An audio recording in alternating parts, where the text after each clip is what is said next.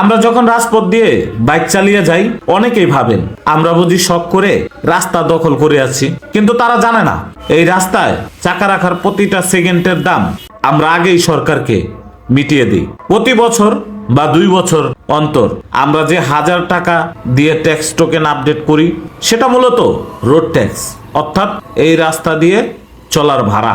আমরা তো ভাড়ায় চলছি, তবে কেন পদে পদে আমাদের অপরাধী ভাবা হয়? কেন এই ভাড়া দেওয়ার পরেও আমাদের প্রাপ্য সম্মানটুকু রাস্তায় নেই? স্বপ্ন দেখার অধিকার কি শুধু উপরতলার মানুষের? এই তো সেদিন সংসদে দাঁড়িয়ে একজন জনপ্রতিনিধি দাবি তুললেন তার বেতনের টাকায় কোলায় না, তাই তাকে শুল্কমুক্ত গাড়ি দিতে হবে। তিনি চান তার স্যালারির টাকা যেন খরচ না হয়, যেন সেই টাকা তিনি নিজের পকেটে জমা রাখতে পারেন। একজন এমপি হয়েও যদি তার নিজের বেতন বাঁচানোর এত চিন্তা থাকে, তবে আমাদের মতো সাধারণ মানুষ চিন্তাটা কি অন্যায়? আমি তো সামান্য 15,000 টাকা বেতনে চাকরি করি, আমার তো সেই ক্ষমতা নেই যে সরকারের কাছে গাড়ি বা তেলের খরচ দাবি করব।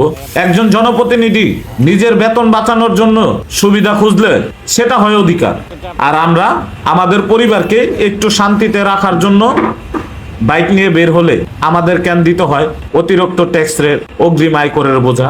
রাস্তায় ব্যবহারের ভাড়া তো দিলাম, কিন্তু এখন যুক্তি হচ্ছে একটু নতুন বোঝা, অগ্রিম আয়কর। অদ্ভুত এক নিয়ম। আমি বাইক কিনেছি আমার জমানো টাকা দিয়ে, চলছি আমার কেনা তেলের উপর ট্যাক্স দিয়ে, অথচ বছর বছর আমাকে আবার আয়কর দিতে হচ্ছে। যেখানে আমার বাইক কোনো আয়ের উৎস নয়, সেখানে কিসের উপর ভিত্তি করে এই ট্যাক্সটা? এটা কি সাধারণ মানুষের পকেট খালি করার কোনো বৈধ লাইসেন্স নয়? সবাই তো আর বিলাসিতা করতে বাইকে চড়ে না। আমাদের এই শহরে এমন অনেক ভাই আছেন যারা 15,000 টাকার একটা ছোট চাকরি করে। এই দ্রব্যমূল্যের বাজারে 15,000 টাকায় কি সংসার চলে? সন্তানদের মুখে একটু ভালো খাবার তুলে দিতে অফিস শেষে তার শরীরটাকে নিগড়ে দিয়ে রাইড শেয়ার করেন। আমরা রাজার ছেলে নই যে রাজত্ব পাবো। আমরা বাইকার, আমাদের চাকা ঘুরলে চুলা জ্বলে। আমরা অপরাধী নই, আমরা কেবল বেঁচে থাকার লড়াই করছি। এই লড়াই থামিয়ে দিবেন না, কারণ এই চাকাগুলো থামা মানে হাজারো মধ্যবিত্ত পরিবারের স্বপ্ন ভেঙে চুরমার হয়ে যাওয়া।